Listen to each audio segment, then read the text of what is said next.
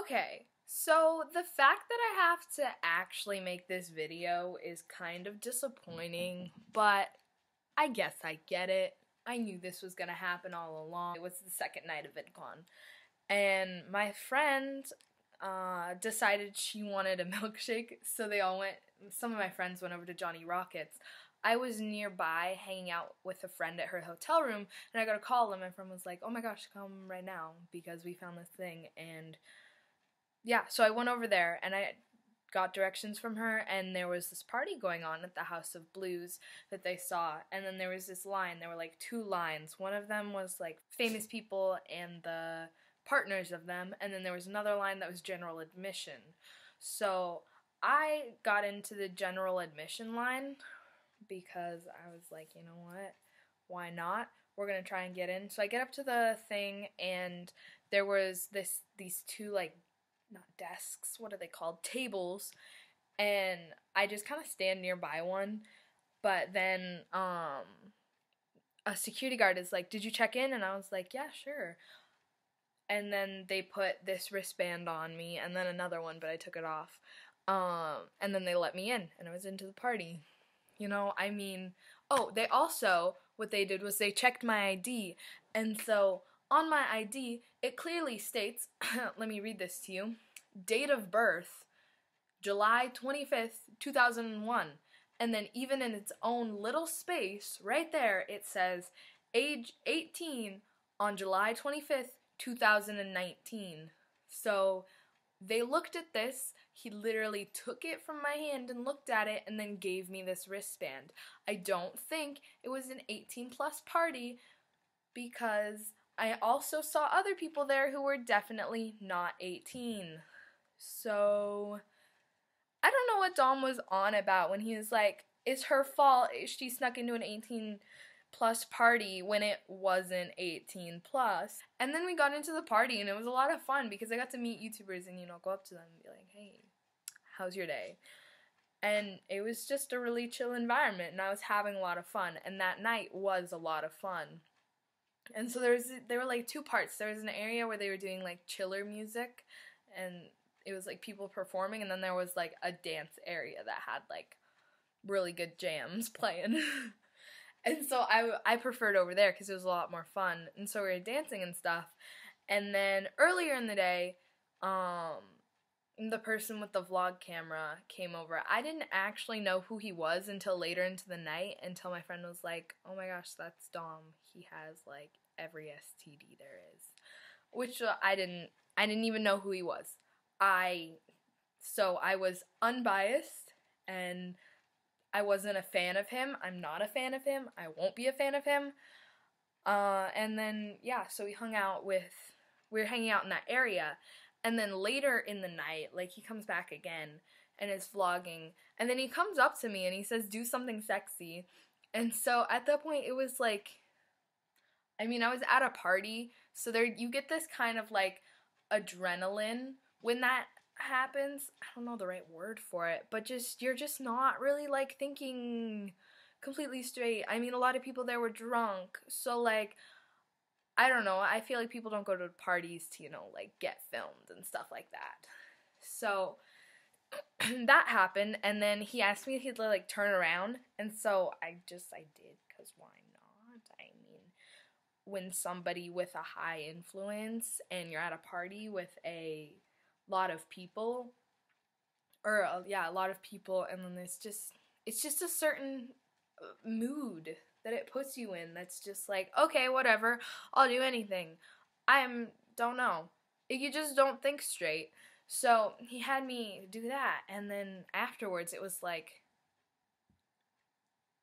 what just happened? What? So yeah, that happened. And I always later in the night, and then I had more fun, and then we were dancing with, like, JC and stuff like that, and it was really fun the rest of the night.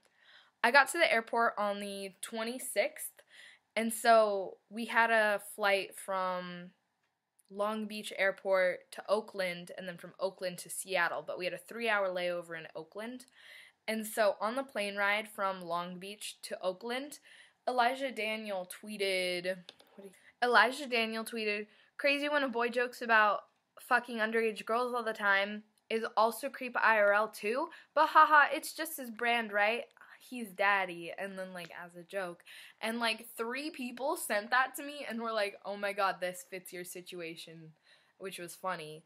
And so then I was like, okay, that was kind of a shit move for Dom to have. So I went ahead and I DM'd Elijah my story of what happened. And then his exact words were, "What the fuck?" And then he asked if he could post it without naming me. And I was totally fine with that because that's kind of what I wanted. I wanted to expose him for being a creep because at that party he was also going up to other people and they seemed kind of uncomfortable too.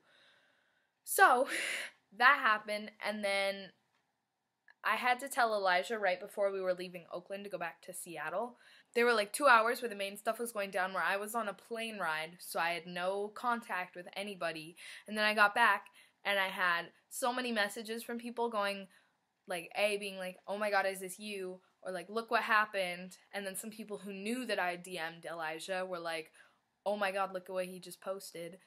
And all this stuff. And the amount, I was expecting more people to see it and be like, "Oh, that's not a good thing for him to do," or, you know, kind of like that, being like, maybe he's not a good person for doing that, because, I mean, you're kind of not.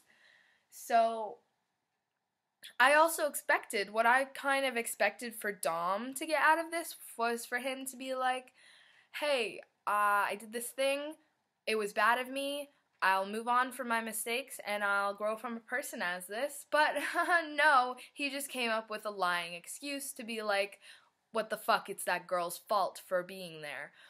It wasn't an 18 plus party. I had a right to be there. Also, another thing was they gave out wristbands. I think they were like all black or they were another one, but it was another wristband and it said if they were 21 and up.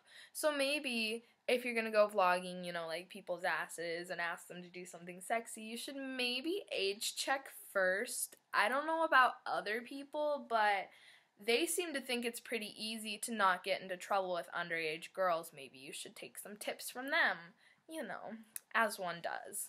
It's really weird because you really see victim blaming of people that like, "Oh, it's her fault for getting filmed. She snuck into a party. What should she expect?" Like, I don't go to parties to be, like, you know, sexualized by, like, a 21-year-old, you know.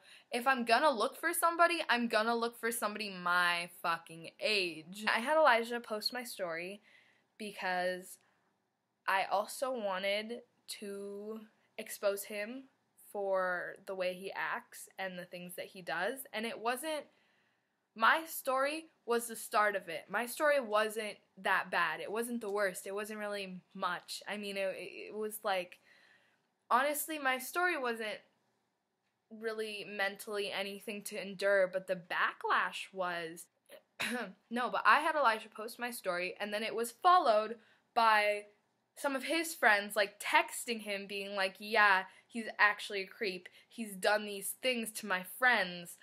And he's left everybody unnamed, which is very nice of him. But when you get so many people being like, "Yeah, he's a creep, he did this creepy stuff to me," it hits this point of, when are you going to start to see that there's all of this data that just leads to this one single conclusion that he's even brought to himself, being, you know, like, "Haha, creepy, haha, sexual, that's my branding." But I just don't get it. I don't get why people are mad at anybody who's saying anything against him, because even in his note that he posted that was not an apology, which he should come out with an apology, when you do something wrong, it's your responsibility to apologize.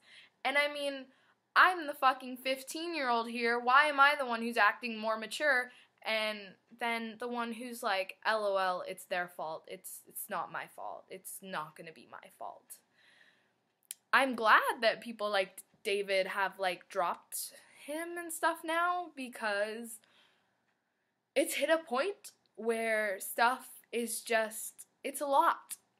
and on my plane ride, that 2-hour plane ride, I wrote like 6 long paragraphs just being like, this is my thoughts. I want to put my story out there so people know what kind of person he is, but people are gonna hate me for it. I wish I stayed anonymous, because seeing all these people that are just like blaming me for coming out with a story and being like, look at what like a bad influence the person that you're following is. I don't know if you went up to, I even had parents coming to me and being like, it's your fault that it happened. Like, people who were actual parents of kids came up to me like on Twitter and were like, this is your fault. I don't know what you're doing here. Like, this was, you caused this. So, I don't know. It's just a mental roadblock of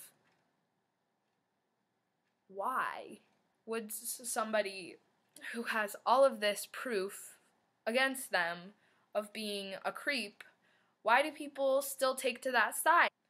But you know, I'm a fan of 2 British YouTubers called go by the names of fucking Dan and Phil, and I met them and I know like lots of stuff about them, and I am favorites of that. Like, I love them, but if they did something wrong, like if they did this to like if this came out with like proof that, you know, like, I don't know, fucking Dan like filmed some 15-year-old's ass, I would not be supporting that. And I don't know why it's so hard for other people to like keep supporting someone after they've done something like this. All I'm saying was that it would be nice to, you know, like, get an apology, not even to me, because my story wasn't that bad, but it would be nice to get an apology to, like, I don't know, the girl, Elijah's friend, whose ass got touched and grabbed, you know, like, sexual assault is what that's called.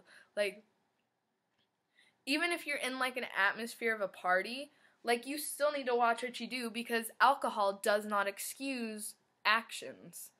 And it never will. There's other people with worse stories, and I'm not gonna let this shit just slide under the table and be like, oh, okay, whatever. Because that's not okay, and that's not what I'm here to do. So I will do whatever I can to make sure that this little bitch doesn't, you know, like, continue with whatever the hell he's doing and whatever branding this is. And if he would make an apology, that'd be mighty fine. What was it? In his note that he made, he ended it with, I'll start having people sign release forms. Like, if you're gonna make an apology, make it heartfelt and don't put a little, you know, like, funny joke in there. 'Cause last time I checked, I didn't find this a very funny, joking matter. You know, I don't know. Each to their own, I guess.